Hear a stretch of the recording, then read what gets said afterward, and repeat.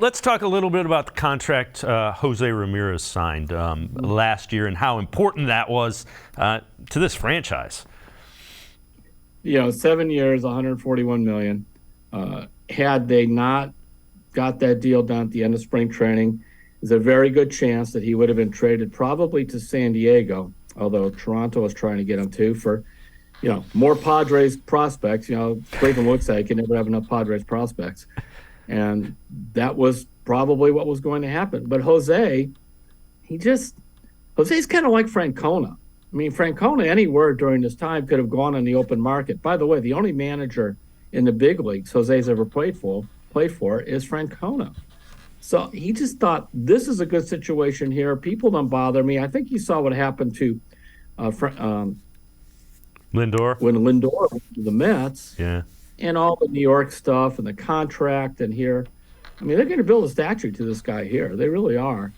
Now, it's a little long for a guy who's, approaching 30 at the time. But this is Tom Hamilton and I were talking about this. And Hamilton said he remembered talking to Dan O'Dowd, the former assistant GM here under John Hart. And then O'Dowd ran the Rockies for years. And Dan O'Dowd gave Todd Helton a 7-year deal, very similar to this back in the day.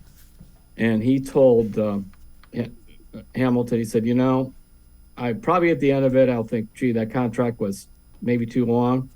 But for at least 5 of those first 7 years, boy, was I glad I got that contract done and glad that guy wanted to stay and play here. And I believe that's how it's going to be in Cleveland. Yeah, Jose. I agree with you.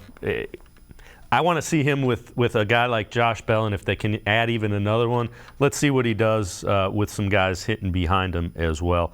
And David, to that point also, then you look at these 11 years and these 13 years, there is no way.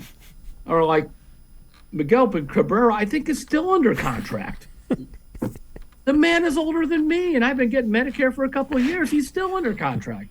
See, those are too long. Yeah. But when you could do a 5-year or a 7-year deal, I once had a GM said, I don't mind paying for this guy's kids to go to college or maybe his grandkids to go to college. I don't want to pay for the kids of the next century to have to go to college.